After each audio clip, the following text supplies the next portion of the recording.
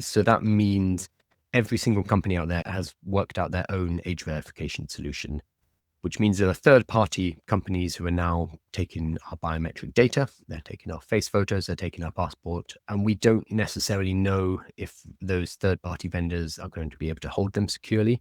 We're putting verified information out into the internet connected to our use of adult websites. If this gets leaked, there will be a data breach at some point. There are data breaches all the time. This will happen at some point. There's going to be, in the next year or so, a leak at, let's say, Pornhub, for example, and whoever provides their age verification, the names and the personal IDs of these people who have been accessing this website will be leaked. This is almost certain to happen at some point. It's not a if, it's going to be a when. So that's the first big problem. The second one is it's quite easy to go around using a VPN. Younger people in particular use VPNs.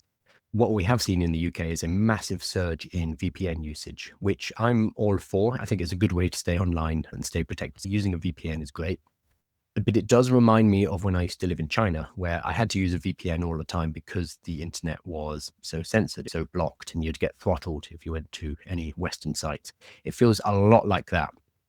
The act is so broad that there is spillover for the adult websites. I understand it, it makes sense. But what we're seeing now is other companies are overreacting because they don't want to fall foul of this bill. So we have things like the news now is that Spotify are going to start asking for verification if you listen to songs that have explicit lyrics. So if someone's effing and blinding in the song and you want to listen to that on Spotify, you are going to have to verify your age.